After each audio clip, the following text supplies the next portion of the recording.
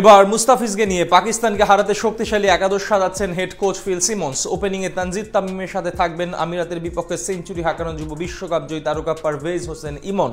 এরপর ব্যাট করতে নামবেন অধিনায়ক লিটন দাস। ফিনিশিংয়ে দেখা যাবে শামীম হোসেন পাটোয়ারিকে।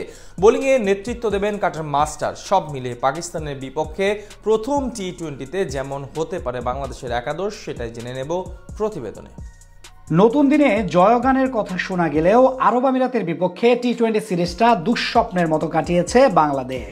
মুখের কথার সাথে মেলানো যায়নি মাঠের পারফরমেন্স। প্রথমবার দলটির বিপক্ষে সংক্ষিপ্ত ফরম্যাটে ম্যাচ হারার পর হেরেছে সিরিজও। ব্যাটিংয়ে দারুণ করলেও বল হাতে ব্যর্থ হয়েছে টাইগার বোলাররা। স্পিন কিংবা পেস দুই বিভাগেই হতাশ করেছে সমর্থকদের। তবে এবার আমিরাতের বিপক্ষে হতাশা মুছে নেমে পড়তে হবে পাকিস্তানের বিপক্ষে। যদিও ম্যানিং গ্রিনদের বিপক্ষে সিরিজ নিয়ে দেখা দিয়েছিল নানা অনিশ্চয়তা। আলোচনা হচ্ছিল বাতিল হতে পারে দুই দলের সিরিজটি। তবে সব সমস্যার সমাধান ঘটিয়ে মাঠে ফিরছে দুই দলের লড়াই। যদিও দেশটির বিপক্ষে প্রথমে 5 ম্যাচের সিরিজ হবার কথা থাকলেও সেটা এবার হতে যাচ্ছে 3 ম্যাচের। আগামী 28শে মে প্রথম টি-20তে মাঠে নামবে দুই দল। এর আগে ঘোষিত দল থেকে পরিবর্তন এসেছে একটি।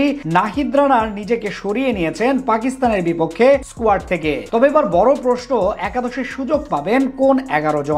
ওপেনিংয়ে 1 নম্বর পছন্দ হবেন যুব বিশ্বকাপ জয়ী ক্রিকেটার পারভেজ হোসেন ইমন। আমিরাতের বিপক্ষে শেষ ম্যাচটায় ব্যাট হাতে ব্যর্থ হলেও প্রথম ম্যাচে পেয়েছিলেন সেঞ্চুরির দেখা। তার সাথে ওপেনিংয়ে দেখা যাবে তানজিদ হাসান তামিমকে। প্রথম ম্যাচে ব্যাট হাতে সুবিধা করতে না পারলেও শেষ 2 ম্যাচে ছিলেন দলের সেরা ব্যাটার। আমিরাতের বিপক্ষে সিরিজে টাইগার ব্যাটারদের মধ্যে সবচেয়ে বেশি 109 রান করেছেন বাঁহাতি এই ব্যাটার। 3 নম্বরে ব্যাট করতে দেখা যাবে অধিনায়ক লিটন দাসকে। যদিও আমিরাতের বিপক্ষে ব্যাট হাতে তেমন একটা সফল হতে পারেননি। মিডল অর্ডারে ভরসা থাকবে তাওহিদ হৃদয়ের উপর। এছাড়াও তাকে সঙ্গ দেবেন দলের সহ অধিনায়ক শেখ মাহেদী হাসান। ফিনিশিং এ ভরসা রাখা হবে জাকের আলী অনিক ও শামীম পাটোয়ারির উপর। যদিও শেষ সিরিজটা ব্যাট হাতে আস্থার প্রতিদান দিতে পারেননি দুইজনই। স্পিন বোলিং এর নেতৃত্বে থাকবেন রিশাদ হোসেন। বর্তমানে পিএসএল মাতানো এই লেগ স্পিনার দারুণ পারফর্ম করছেন সংক্ষিপ্ত ফরম্যাটে। এছাড়া তার সাথে থাকবেন অফ স্পিনার মাহেদী হাসান। আমিরাতের বিপক্ষে পুরো সিরিজে বল হাতে ব্যর্থ হলেও নিজের দিনে